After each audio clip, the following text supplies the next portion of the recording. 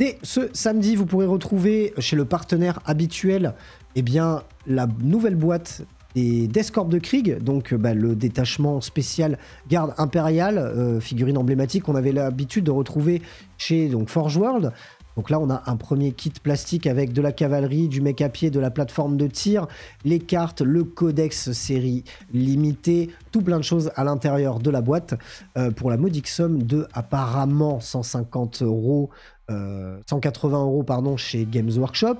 Donc logiquement, avec la petite ristourne habituelle chez le partenaire habituel, vous commencez à avoir l'habitude, vous devriez pouvoir l'avoir aux alentours de entre 140 et 150 balles. Ce qui vous permet d'avoir déjà le codex Astra Militarum avant tout le monde, puisqu'il sortira pas tout de suite. Et le code que vous aurez à l'intérieur, vous pourrez même pas l'utiliser parce que l'application ne vous permettra pas de le faire. Mais ça vous permettra de mettre la main sur les premières figurines de la Death Corps de Krieg en plastique, hormis les troufions qu'on a vus dans la boîte Kill Team. Et ça fait bien plaisir. Pour les autres news cette semaine, je passe bien évidemment au-dessus de toutes les autres news de précommande qui sont liées au Seigneur des Anneaux, parce qu'on a pas mal de sorties cette semaine, ou encore à la Black Library, parce que c'est des choses que je maîtrise moins et que j'ai moins envie de mettre en avant, parce que j'ai l'impression de faire de la pub pour quelque chose qui ne me parle pas, donc d'être un petit peu pas vraiment pertinent dans la promotion de ces choses-là. Sachez que j'ai quand même envie tout de même de vous parler du Lord of Excess Renegades, donc un roman publié dans la Black Library. J'espère qu'on aura le droit à une version française parce que clairement ça va parler de mon armée, une de mes armées de cœur, peut-être ma deuxième armée préférée après les Blood Angels, donc les Emperor Children. J'espère que ce roman sera traduit en français parce que c'est clairement j'en ai pas lu 12 000 non plus, mais je pense que celui-là, s'il est traduit en français, je me jetterai directement dessus. Par contre, autre chose qui a été mise en avant cette semaine par Games Workshop, et notamment même aujourd'hui, c'est le Las Vegas Open qui va lever le voile sur pas mal de choses et vous proposer tout un tas de nouveautés. À savoir qu'on ne parlera pas de tous les jeux sur cette manifestation. On va avoir principalement du 40K, du Necromunda, du Age of Sigmar, du Old World et du Black Library. Donc, ce qui me fait penser que par rapport à la petite image que vous voyez là, eh bien, on devrait avoir, je pense, au moins une chose sur 40K, voire 2, voire 3 si vraiment je me plante. Et je pense qu'on peut largement partir sur 1, voire sur 2. Je vais vous dire pourquoi. D'ailleurs, je vous invite dans les commentaires, dans le chat, si vous êtes là en direct pour suivre cette petite émission. Vous pourrez retrouver tous les lundis soirs sur Twitch. Je vous invite à me dire dans les commentaires ce que vous pensez de cette image. Est-ce qu'on est tous d'accord pour dire que à gauche, sur fond rose, on a le droit à une magnifique, j'imagine en tout cas, refonte de Lucius l'Éternel? Mais je me pose plusieurs questions. Bon, il y a bien évidemment 2 photos là-dessus où c'est sûr, il n'y a pas trop de débat, ça va pas nous concerner, en tout cas pour 40K. Pour ce qui est sur fond jaune et de ce qui est sur fond bleu. Sur fond bleu, on a très certainement un cavalier d'une armée de morts, pourquoi pas des Ossiarques ou des Lords Vampires ou ce genre de choses. Pour ce qui est sur fond jaune, pourquoi pas du Skaven ou de l'homme-bête ou ce genre de choses. Là, on est d'accord. Par contre, pour ce qui est sur fond vert et sur fond orange, j'ai plusieurs petites théories. Alors, des théories, je ne sais pas si ce sont des théories, je vous invite à me poser les vôtres d'ailleurs, c'est surtout pour ça que je fais cette émission. Savoir un petit peu vous ce que vous en pensez. Le petit truc là sur fond orange qui ressemble à un marcheur, j'ai plusieurs petites théories sur la chose. Soit on va avoir affaire à un marcheur Adeptus Mechanicus, qui clairement m'étonnerait, le codex Adeptus Mechanicus étant déjà sorti. Je vois pas pourquoi Games Workshop mettrait en avant une unité sur un codex qui est déjà sorti. Surtout qu'ils ont tendance plutôt à sortir les choses au moment où des codex sortent. Donc je pense qu'on peut enlever cette théorie. Moi j'ai 3 théories au total qui je pense tiennent la route. La première, comme on a entendu parler, que ce soit dans le fluff de marcheurs des Thousand Sons, ça pourrait être des marcheurs Thousand Sons. Pourquoi pas? Mais moi, mes 2 théories, en tout cas celles qui me plaisent le plus, qui me branchent le plus, c'est soit un marcheur Votan, parce que pourquoi pas, soit un marcheur d'un autre genre pour de l'Imperial Knight. On sait que le codex Imperial Knight arrive dans pas longtemps, normalement le mois prochain ou le mois d'après, si on suit le schedule de Games Workshop. Et normalement, pour chaque armée, on a le droit à au moins une nouvelle figurine, si ce n'est une refonte de l'armée quand il y a eu du travail de fait sur l'armée. Ça voudrait dire qu'en Nika, ça ouvrirait la porte à la possibilité donc qu'il y ait un nouveau marcheur. Et donc pourquoi pas un peu essayer de regarder l'image en zoom. Il y a très peu de choses qui sont vraiment parlantes en termes d'armement ou de forme de l'armure, etc. pour vraiment dire, bon, c'est sûr c'est ça ou c'est sûr c'est ça. Mais je pense que les trois théories se valent, peut-être à des mesures un petit peu différentes, mais en tout cas, je pense que les trois théories se défendent. Il faudra voir laquelle sera la bonne. Et le dernier petit questionnement que j'ai par rapport à ce Las Vegas Open, c'est cette petite photo en vert, là, sur fond vert, avec un espèce de serpent mécanique. Bon, je pense que je me fourvoie totalement. Hein, ça m'étonnerait que sur 5 images, il y ait 3 trucs de 40K. Ça me paraît vraiment très peu probable.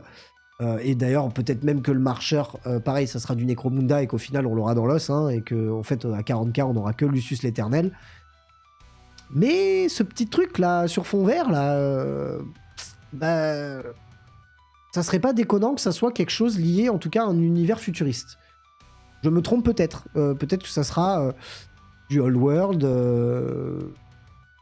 ou du Necromunda d'ailleurs. Mais j'ai quand même un petit doute. Et j'ai hâte de voir d'ailleurs ce qu'ils nous proposent. À savoir que les gars, le Las Vegas Open, ça sera donc le 16 et 17 janvier.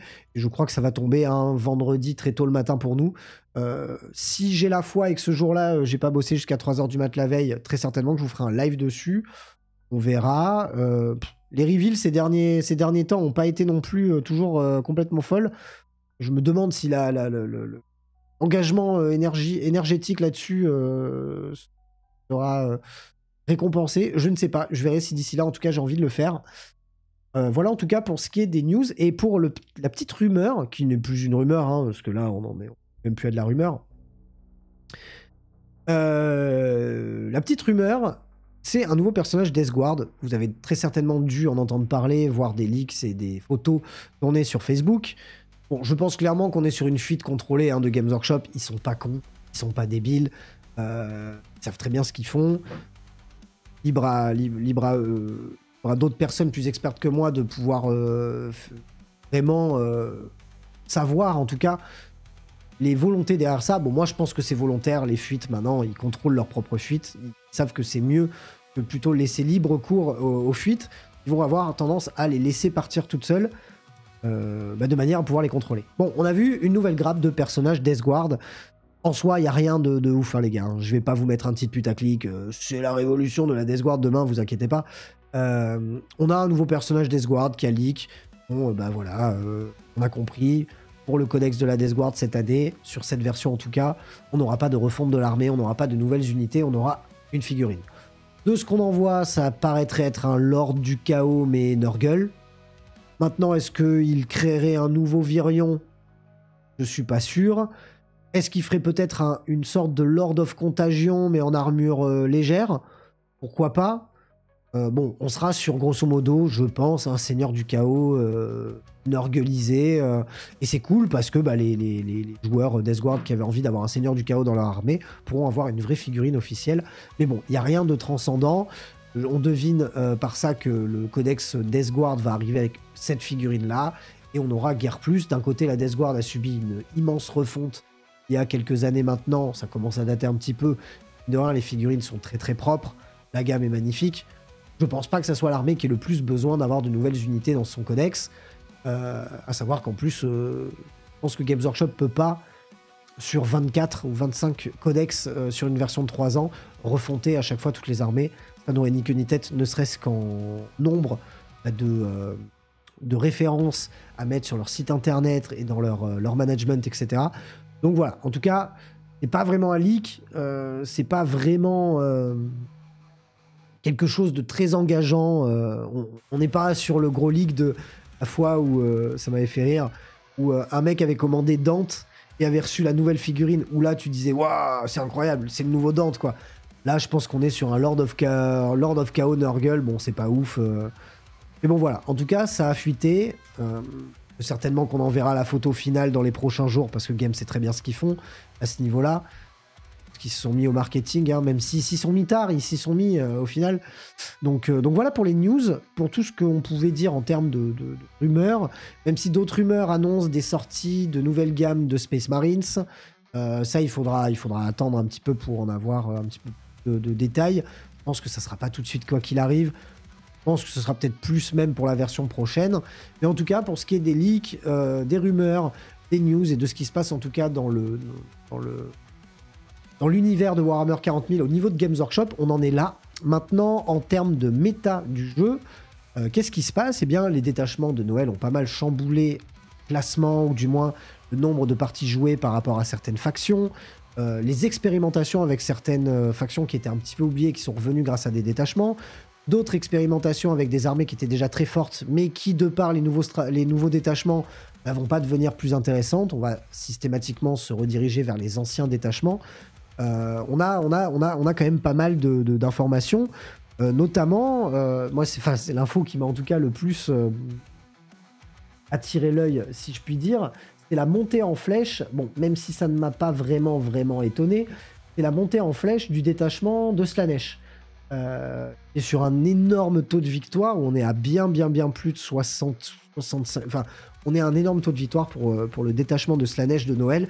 Ce qui ne m'étonne qu'à moitié. Par contre, ce qui m'a étonné, c'est dans ce classement de méta de ne pas voir très haut dans la méta le détachement Blades of Khorne, de Démon de Khorne.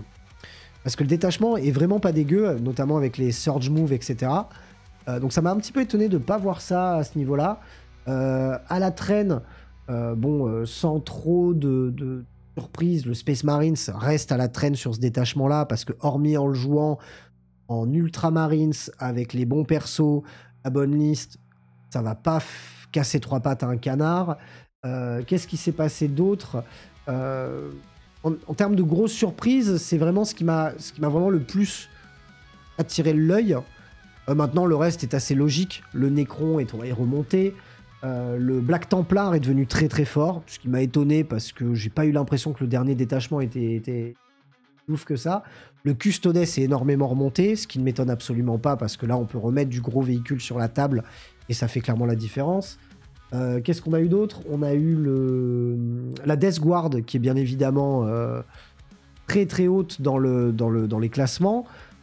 Maintenant, comme d'hab, les gars, il faut remettre ça dans le contexte. On parle de parties légères, toujours normalement compétitives, puisque ce sont des statistiques que l'on peut avoir via des applications, via des sites internet qui regroupent des gens qui ont envie de montrer leur liste et qui ont envie de comptabiliser leurs parties, leurs points de victoire marqués, ce qui n'est par exemple absolument pas mon cas. Il n'y a qu'une partie à moi répertoriée sur ces statistiques-là.